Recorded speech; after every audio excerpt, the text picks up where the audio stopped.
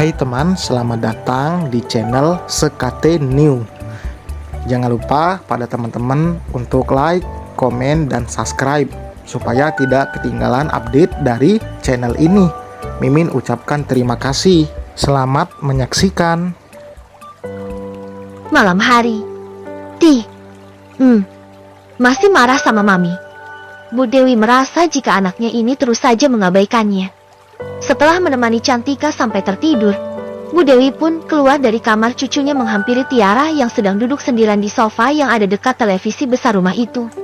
Bu Dewi menjatuhkan tubuhnya di samping Tiara, menatap sendu Tiara yang bahkan tidak menoleh sama sekali padanya.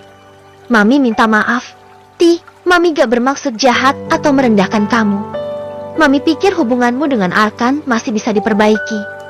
Apalagi setelah mendengar keinginan Cantika yang begitu menginginkan agar kedua orang tuanya selalu bersama. Tiara menghela nafasnya. Ia yang sedang duduk santai dengan kaki dinaikkan ke atas meja itu seketika menoleh ke arah ibunya. Sebenarnya Tiara tidak marah. Ia hanya sedikit kecewa saja pada ibu kandungnya itu. 15 tahun lalu ketika papi meninggal dunia, aku melihat sendiri Mami yang terus menangis. Bukan karena kehilangan, tapi melainkan ada wanita yang datang dan mengaku sebagai simpanannya papi. Dan saat itu pula, wanita itu menjarah semua harta yang kita miliki sehingga Mami harus memulainya dari nol. Dari situ aku sangat membenci namanya pengkhianatan. Asal Mami tahu, dalam diam, aku juga ikut sakit melihat Mami menangis waktu itu. Tiara menghentikan kalimatnya sejenak. Ada rasa sesak ketika harus mengingat masa lalu yang begitu suram di mana dirinya dan ibunya harus terusir dari rumah peninggalan ayahnya karena ternyata semua aset telah berpindah nama atas simpanan ayahnya dulu. Belum lagi hutang judi ayahnya yang harus ibunya tanggung. Para rentenir itu tentu saja mengejar Bu Chandra sebagai istri sah dari Tuan Wilson. Sementara si Gundik itu hanya simpanan tanpa status sehingga para rentenir tidak mengejarnya, meski Bu Dewi mengatakan sebagian harta peninggalan suaminya sudah berpindah pada wanita murahan itu. Begitu besar luka dari pengkhianatan itu sehingga aku enggan untuk memaafkan Mas Arkan. Mam, seperti apapun dia meminta maaf dan menyesal, tetap aku tidak bisa kembali padanya. Kecuali dia mau meninggalkan wanita itu. Ucap Tiara menghentikan kalimatnya dengan pelan. Jadi jika Arkan meninggalkan Arumi, kamu mau memaafkan dan kembali padanya? Tanya Bu Dewi yang membuat seringai tipis di wajah putrinya itu. Tergantung, Mam. Karena aku sendiri yakin jika Mas Arkan tidak akan pernah meninggalkan wanita itu. Dia itu serakah. Menginginkan aku dan wanita keduanya dengan dalih ingin meraih poligami sesuai syariat. Ingin mengajak kami pada kebaikan. Ingin agar aku mencontoh istri solehahnya itu. Hahaha, persetan dengan semua ini. Aku muak, Mam. Jadi, jika Mami sayang sama aku, jangan pernah memaksa atau mencoba mendekatkan aku dengan Mas Arkan lagi. Bu Dewi menarik nafas panjang. Sepertinya keputusan Tiara memang sudah bulat untuk berpisah. Ia tidak menyangka jika apa yang dilakukan mendiang suaminya dulu sangat berpengaruh pada kondisi Tiara saat ini. Bu Dewi mungkin sudah melupakan kejadian 15 tahun yang lalu di mana dirinya harus berjuang tanpa sepeser pun uang peninggalan John untuk membesarkan Tiara. Dirinya sudah ikhlas dengan apa yang terjadi saat itu. Tapi nyatanya, itu begitu membekas pada Tiara. Putri semata wayangnya itu menaruh dendam bahkan pernah bersumpah jika bertemu dengan Gaendik ayahnya, ia akan membuat perhitungan dan akan menghancurkannya pula. Sayangnya Tiara terlalu sibuk dengan kuliah dan langsung bekerja sehingga ia tidak punya waktu untuk mencari tahu di mana Gaendik itu berada. Karena rumah peninggalan ayahnya yang telah ditempati simpanannya itu pun telah dijual. Kalau itu sudah menjadi keputusanmu, Mami akan mendukung. Maafkan Mami ya, karena Mami yang tidak mengerti perasaanmu.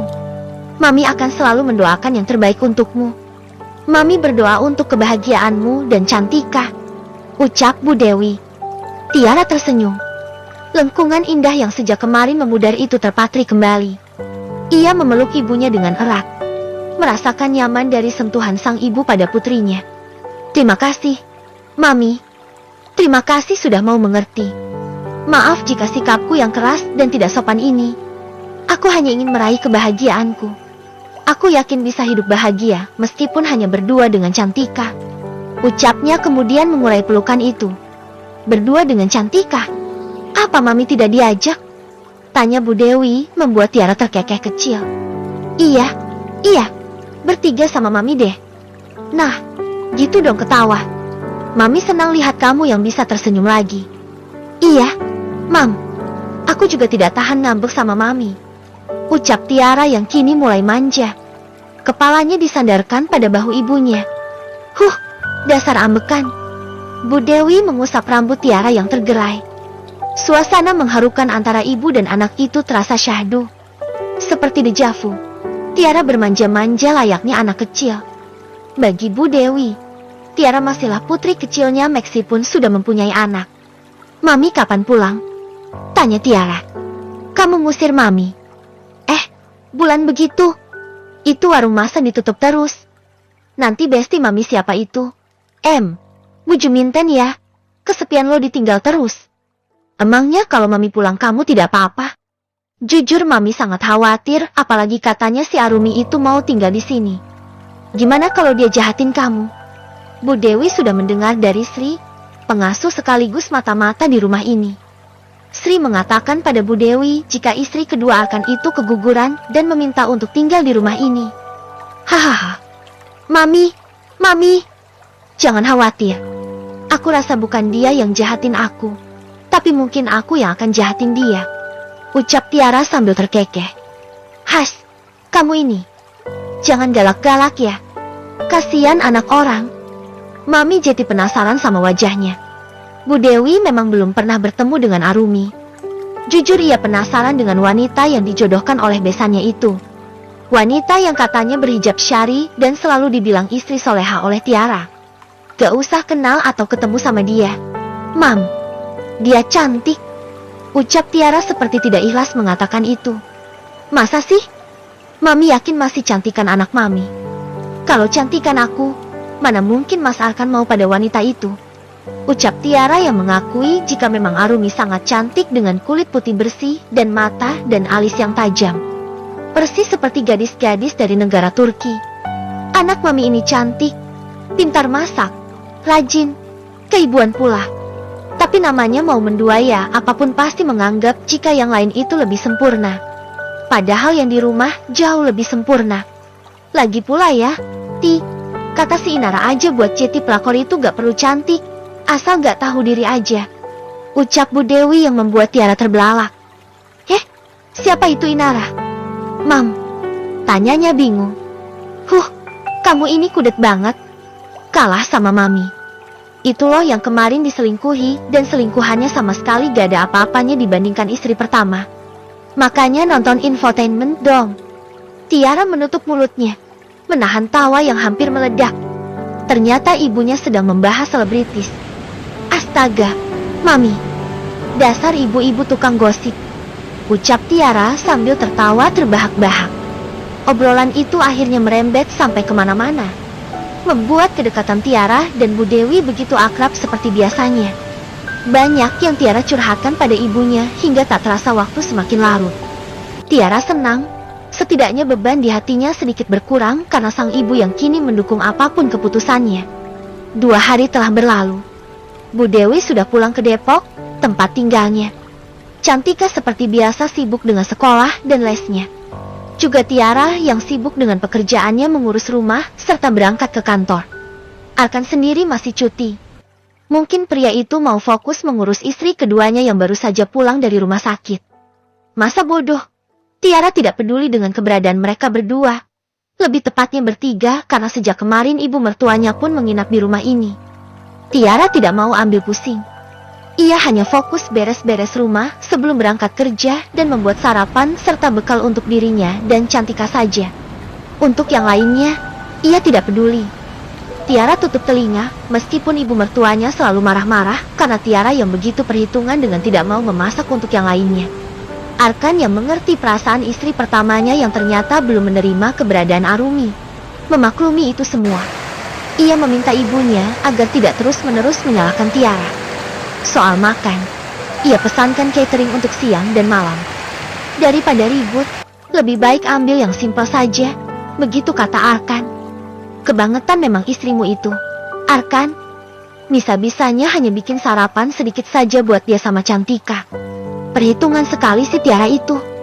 Gerutu Bu Chandra terus-menerus bahkan setelah Tiara berangkat kerja. Sudahlah, Mam. Lagian itu di kulkas kan masih banyak stok makanan. Mama kan bisa masak sendiri. Ucap Arkan yang mulai pusing karena ibunya yang terus saja marah-marah sejak kemarin datang dari rumah sakit.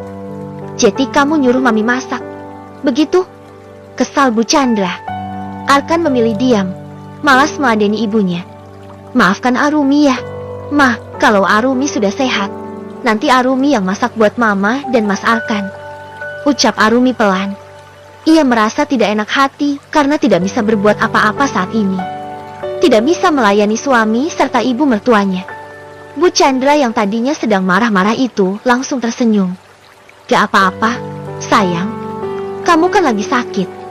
Kamu harus banyak istirahat agar cepat pulih ya. Mama terharu sekali punya menantu perhatian seperti kamu. Tidak seperti si itu tuh. Bu Chandra membanding-bandingkan Arumi dengan Tiara. Tentu saja ia lebih menyukai Arumi karena wanita itu mampu meraih hatinya. Sementara Tiara terkesan menjauh serta tak pernah sedikit pun perhatian padanya. Apalagi akhir-akhir ini Tiara sangat tidak sopan, membuat Bu Chandra semakin tidak menyukai menantu pertamanya itu. Sudahlah, Mah. Jangan membicarakan keburukan orang lain. Lagi pula Tiara itu sibuk bekerja. Wajar kalau dia tidak sempat memasak untuk kita. Ucap Arkan membelah Tiara. Sibuk apa? Dia itu bukan tidak sempat tapi memang sengaja tidak mau membuatkan sarapan untuk kita semua. Nyatanya dia masih sempat buat sarapan untuk diri sendiri dan juga Cantika. Memang istrimu itu perhitungan sekali, Arkan. Mama tak habis pikir kamu masih saja betah sama dia.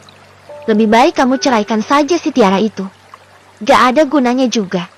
Ucap Bu Chandra yang membuat Arkan geram. Cukup, Mah. Jangan ikut campur dengan rumah tanggaku. Aku tidak mau mendengar lagi Mama berkata seperti itu. BRAK. Arkan membanting pintu kamarnya, membuat Bu Chandra dan Arumi terlonjak kaget. Dasar keras kepala. Kamu yang sabar ya, Arumi. Mama yakin suatu saat akan pasti memilihmu untuk menjadi satu-satunya. Ucap Bu Chandra seraya mengelus lengan menantu kesayangannya itu. Arumi tersenyum sambil menggelengkan kepalanya. Tidak, Mah. Arumi tidak menginginkan untuk menjadi satu-satunya. Arumi cukup sadar diri. Lagi pula Arumi masuk dalam hidup Mas Arkan untuk membantunya mendekatkan diri pada Sang Pencipta. Mas Arkan dan Mbak Tiara pasti lambat laun akan berubah. Arumi yakin bisa menjalani poligami ini secara syariah. Ucap Arumi dengan suara yang begitu lembut dan menenangkan. Senyum Bu Chandra semakin lebar. Ia sangat bangga dengan menantu solehahnya itu. Arumi benar-benar wanita pilihan. Dia bahkan mau mengalah dan bersabar demi keutuhan rumah tangga ini. Mama bangga sama kamu, sayang. Terima kasih ya sudah mau mendampingi Arkan. Mama berharap selamanya kalian akan bersama. Ucap Bu Chandra dengan sangat ramah. Cara bicaranya sangat berbeda ketika bersama Tiara yang selalu membuatnya naik darah itu. Dertit, dertit. Di tengah obrolan mertua dan menantu itu, tiba-tiba saja ponsel Bu Chandra bergetar. Seina, ada apa dia nelpon pagi-pagi begini? Apa mau minta duit lagi? Bu Chandra segera mengangkat panggilan dari anak bungsunya itu. Waalaikumsalam. Hah, pulang. Ada apa? Oke. Sebentar Mama ke situ. Ponsel dimatikan. Bu Chandra terlihat gelisah seketika. Ada apa? Ma, tanya Arumi penasaran. Gak tahu itu. Si Seina kayak lagi nangis gitu. Minta Mama cepat-cepat pulang. Ya sudah, Mama mau pulang dulu ya. Takut ada apa-apa sama Seina. Iya, Mah. Hati-hati ya di jalan. Setelah pamit pada sang menantu, Bu Chandra segera tancap gas menggunakan mobilnya menuju rumahnya. Ia penasaran, ada apa sehingga Seina menangis dan memintanya cepat-cepat pulang. Setelah menempuh waktu sekitar 40 menit, akhirnya mobil milik Bu Hajah itu sampai di kediamannya. Bu Chandra terbelalak saat melihat beberapa orang berseragam serba hitam duduk di ruang tamu rumahnya. Sementara itu, Seina masih menangis di samping suaminya. Reno, ada apa ini? Siapa kalian? Tanya Bu Chandra dengan nada tinggi dan terlihat kebingungan. Salah satu dari mereka berdiri. Kami akan menyita rumah ini karena Pak Reno yang mangkir membayar hutangnya pada bos kami. Tegas pria berbadan kekar itu. Bu Chandra terperangah. Tentu saja ia sangat terkejut dengan penuturan dari pria tersebut. Apa? Hutang? Hutang apa? Tanya Bu Chandra terbata-bata.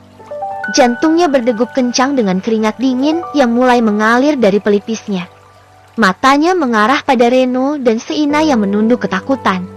Pak Reno meminjam uang pada bos kami sebesar 1 miliar rupiah dan sebagai jaminannya adalah rumah ini. Pak Reno baru mencicil sebesar 300 juta. Sisa hutang dan bunga yang sudah 1 tahun berjalan membuat bos tidak mau mentolerir lagi. Bos memberikan waktu 1 minggu untuk kalian mengosongkan rumah ini. Ucap pria itu yang membuat Bu Chandra syak dan lemas seketika. Apa? Ini rumah saya? Kalian tidak berhak menyita rumah ini.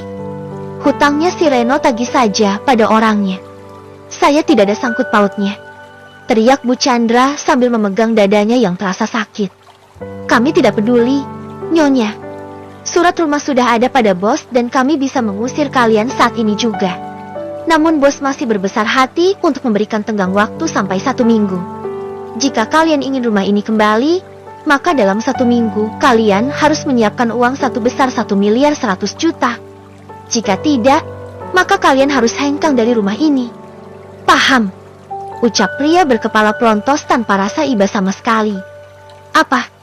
1 miliar 100 juta? Dasar lintah darat. Aku sudah membayar 300 juta BRNGSK kalian semua. Reno tidak terima. Ia hendak menyerang pria yang mengatakan jika hutangnya harus dibayar 1 miliar 100 juta. Bukannya berkurang, hutang itu malah bertambah padahal dirinya sudah membayar sebagian dari hutang tersebut. Yug! Alih-alih Reno yang menghajar pria itu, malah dirinya yang babak belur dihajar oleh para preman suruhan bos rentennya, tempat di mana Reno meminjam uang saat itu. Arga, Mas Reno! Seina berteriak saat suaminya terkapar di lantai sambil meringis kesakitan memegangi perutnya. Sementara itu, Bu Chandra yang melihat kejadian ini semakin syak. Ia terhuyung lalu ambruk seketika tidak mampu menahan rasa syaknya. Mama! Seina kini menjerit ketika melihat ibunya yang tak sadarkan diri. Ia meminta tolong pada orang-orang berbadan kekar dan menyeramkan itu. Namun mereka seolah tak peduli. Bersambung.